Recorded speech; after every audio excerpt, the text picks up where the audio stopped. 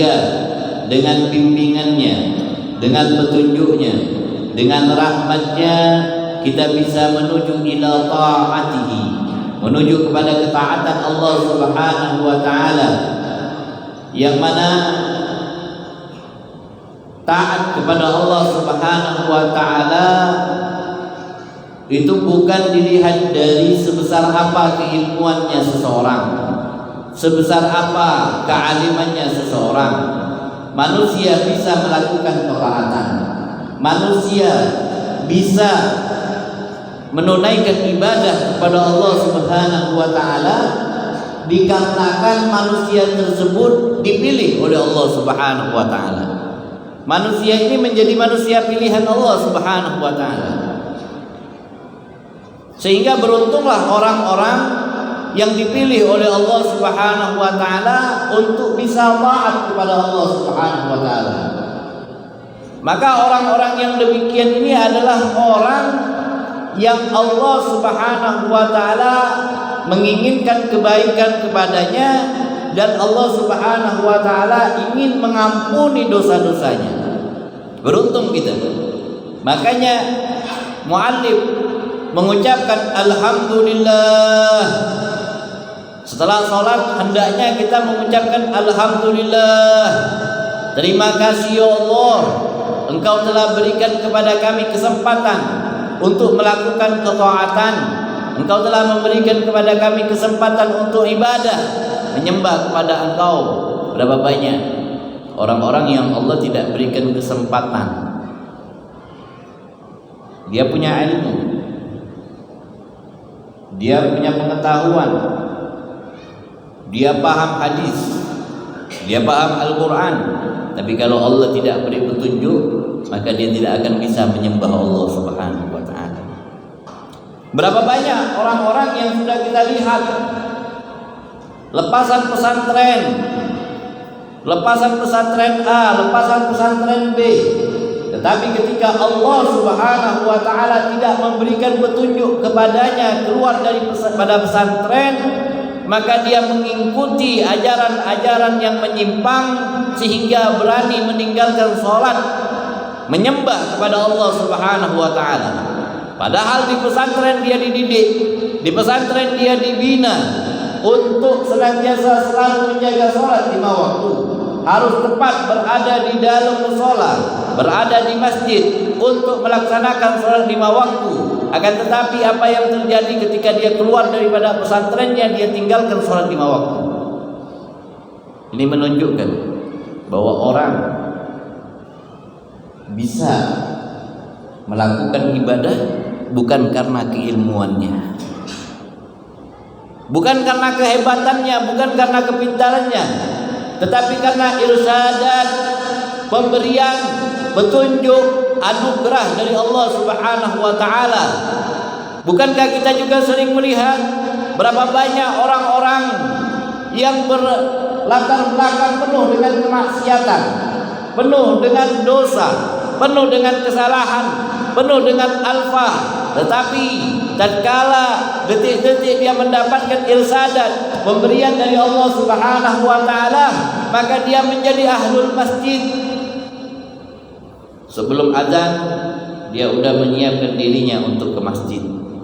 Dulu siapa? Ini dulu preman. Dulu siapa? Ini dulu pemabuk. Dulu siapa? Ini penzina. Dulu siapa? Ini al-asi. Tapi ketika Allah Subhanahu wa ta'ala memberikan hidayah, irsadat, memberikan petunjuk kepada orang tersebut, akhirnya hatinya sadrah bil iman, lapang luas, sudurah bil iman, hatinya dengan keimanan kepada Allah. Dia kembali kepada Allah, bertaubat kepada Allah, mengakui kesalahannya kepada Allah, hingga betul-betul menyembah kepada Allah. Semua ini anugerah Allah Subhanahu wa ta'ala. Bitaufiqihi syaral muti yuti'u. Dengan taufiknya Allah Subhanahu wa ta'ala, apa yang akan Allah beri, maka akan Allah beri kepada hamba tersebut. Jadi jangan pernah meremehkan seseorang, jangan pernah menganggap remeh orang-orang yang ada di masjid, karena langkah kakinya ke masjid itu adalah pimpinan, tuntunan, ajakan dan gerakan dari Allah Subhanahu wa taala, bukan keinginannya. Kalau dia mengikuti hawa nafsunya, mungkin dia berada di diskotik, mungkin dia ada di pasar, mungkin dia ada di jalan, mungkin dia ada di tempat-tempat yang melalaikannya dari Allah Subhanahu wa taala. Tapi kecintaan Allah kepadanya, dengan kecintaan inilah Allah menggandeng tangannya, memimpin tangannya, menggerakkan dia, melangkahkan kakinya. Capek dia, letih dia, sumpek dia, pusing, banyak masalah, problem, berbagai macam keadaan yang dia terpa. Tapi Allah mengatakan, anta habibi, kau kekasihku, aku mencintaimu, aku menginginkanmu, surga untukmu. Maka Allah gerakkan, capek hilang capeknya, pusing hilang pusingnya, sumpek hilang sumpeknya, resah hilang resahnya. Kenapa? Karena yang memimpinnya adalah zat yang maha menghibur manusia-manusia yang sedih di alam dunia. Allah. Alhamdulillah. Merugilah orang-orang yang rumahnya dekat dengan masjid namun tidak dipimpin oleh Allah Subhanahu wa taala, yang telinganya 5 waktu mendengar kumandang azan namun tidak mendapatkan cahaya ilahiyah, cahaya imaniyah. Sungguh sangat merugi, sungguh sangat celaka. Ya Allah, ya ikhwani, apa yang kita banggakan dari dunia? Apa yang kita banggakan? Gak ada, dunia sebentar. Coba kita lihat depan mata kita, Allah berikan contoh. Pak Jainuddin, dia bangun masjid, dia bangun pesantren. Kenapa dia bangun masjid? Kenapa dia bangun pesantren? Karena dia tahu sebanyak apapun hartanya, ketika dia meninggal gak dibawa. Gak dibawa. Beliau dulu direktur, berapa tahun jabatan yang beliau emban. Sekarang beliau menjadi sama seperti kita, gak ada jabatan. Karena inilah dunia. Wa ma indakum yanfad wa ma indallahi baq. Maka orang yang cerdik, orang yang tahu apa mempersiapkan akhiratnya, bagaimana akhirat saya, bagaimana kuburan saya, dapat rahmat atau dapat murka Allah, surga atau neraka. Dipikirkan dunia menjadi jembatan dia untuk akhirat. Dunia menjadi jembatan dia untuk meraih keridhaan Allah. Dunia menjadi jembatan dia untuk meraih surganya Allah. Dunia menjadi jembatan dia untuk meraih syafaatnya Nabi Muhammad sallallahu alaihi wasallam. Bukan mengejar dunia lalu dijadikan gila oleh dunia dan meninggalkan zat yang maha menciptakan dunia. Apa artinya? Dan ini tempat ini yang akan menyelamatkan kita. Santri-santri ini yang akan mendoakan kita. Ini tabungan akhirat kita, ya ikhwan rahimakumullah. Tabungan ini kita perhatikan mereka. Ini tabungan kita. Ini simpanan kita. Inilah harta kita. Nabi sallallahu alaihi wasallam pernah suatu hari memotong kambing. Ketika selesai memotong kambing, maka Nabi memerintahkan kepada istrinya Ummu Salamah untuk membagikan seluruh masakan daging kambing yang dimasak oleh Ummu Salamah, istrinya Nabi Muhammad SAW. Sampai-sampai hanya tersisa sedikit dari hidangan kambing yang dimasak oleh istri baginda Nabi SAW. Ketika ingin makan, Ummu Salamah berkata kepada Sayyiduna Nabi, "Ya Rasulullah, inilah rezeki kita ya Rasulullah." Rasulullah mengatakan, "Tidak wahai Ummu Salamah, ini bukan rezeki kita. Salamah bertanya, kalau begitu ya Rasulullah, rezeki kita yang mana? Maka baginda Nabi Shallallahu Alaihi Wasallam memberitahukan kepada Ummu Salamah, wahai Ummu Salamah, rezeki kita adalah yang kau bagi-bagikan itu, yang engkau kasihkan kepada saudara-saudara muslimmu, yang engkau berikan kepada sahabat-sahabatku, yang dimakan oleh para sahabatku min ashabi suhfah, dari orang-orang suhfah yang mereka jarang memakan daging kambing. Itulah rezeki kita wahai Ummu Salamah, karena itulah yang menyelamatkan kita di akhirat. Rezeki hakikatnya adalah menyelamatkan seseorang dari azab Allah, dari kemurkaan Allah, dari fitnah kubur, bukan menjadikan dia sombong, bukan menjadikan dia bangga, bukan menjadikan dia lalai yang disebut rezeki. Tidak. Kalau rezekimu menjadikan engkau jauh dari Allah, maka itu bukan rezeki. Bukan. Kalau rezekimu menjadikan engkau tidak mencium bau surga, itu bukan rezeki. Itu bala. Asadul bala.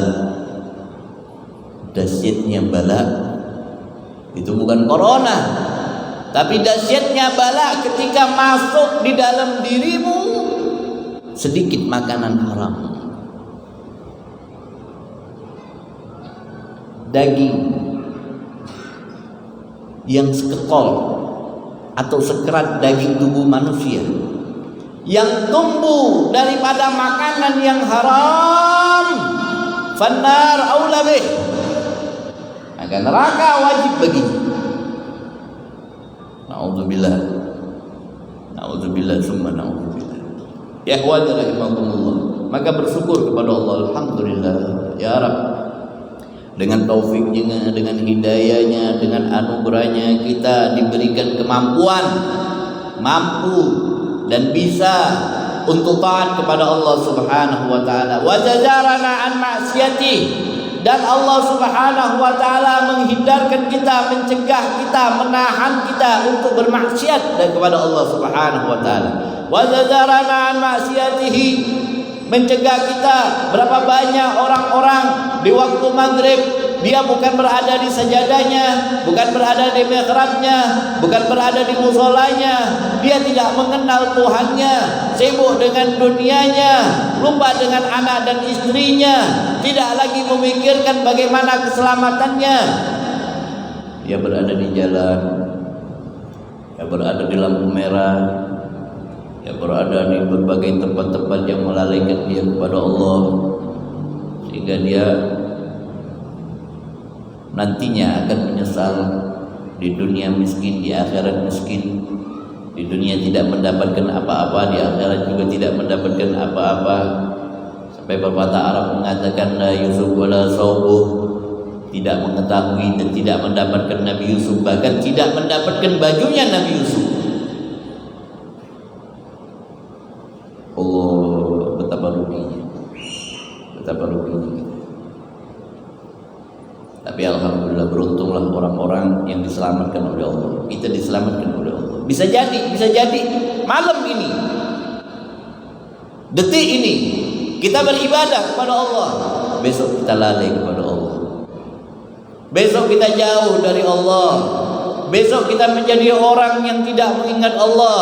Allahumma sabbit alaina al-iman, ya Allah, tetapkan keimanan di dalam hati kami ya Allah, sebagaimana Kau tetapkan kami malam ini di rumah-Mu ya Allah, maka tetapkanlah kami di hari-hari kami selalu cinta kepada rumah-Mu ya Allah, menghiasi rumah-Mu dengan ibadah, meringankan langkah kaki kami menuju ke masjid, mencintai masjid, menghidupkan masjid, merindui masjid ya Allah. Jangan Kau jadikan kami orang-orang yang lalai ya Rabb. Ketika kami berada di jalan raya, di tempat manusia yang melupakan Engkau, mereka lupa dengan zikir, mereka lupa dengan Al-Quran, mereka lupa dengan salawat kepada Nabi Muhammad, mereka fokus dengan keadaan mereka, fokus dengan dunia mereka, sehingga menghilangkan kefokusan mereka dari mengingat-Mu ya Allah.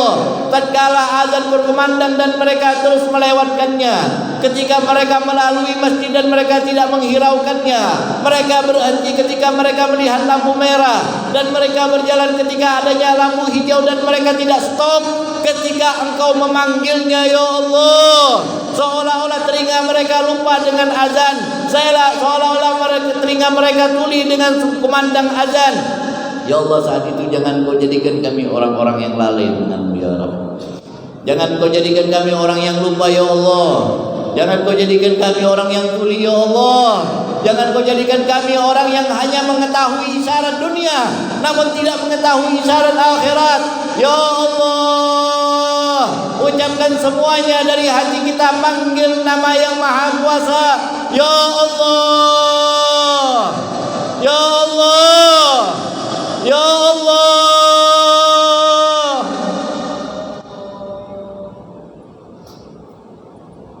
Ya Rabb, tetapkan iman di dalam hati kami. Tetapkan iman di dalam hati anak dan istri kami. Hiasi rumah tangga kami dengan cahaya iman-Mu ya Allah. Hiasi rumah tangga kami dengan cahaya iman-Mu ya Allah. Ya Allah, ya Allah. Ya Allah, ya Allah. Ya Allah, ya Allah. Sabbit alaina bil iman wa nawwir qulubana min nuril iman wahdina bi hidayatik wa'afina bi 'afwik warhamna bi rahmatik wansurna ya Allah. Sallallahu alaihi sayyidina maulana Muhammadin wa ala alihi wa sahbihi wa barak wa sallam. Alhamdulillahi rabbil alamin. Kita enggak panjang-panjang malam hari ini, mudah-mudahan di pekan-pekan yang akan datang kita bisa lebih panjang lagi, karena masih ada acara di tempat yang lain. Kita mau hadir acara di tempat yang lain. Mudah-mudahan dengan sedikit ini Allah meridhoi kita dan Allah memberikan keistiqomahan kepada kita. Amin ya rabbal alamin. Ini yang dapat saya sampaikan, kurang lebihnya mohon maaf. Assalamualaikum warahmatullahi wabarakatuh.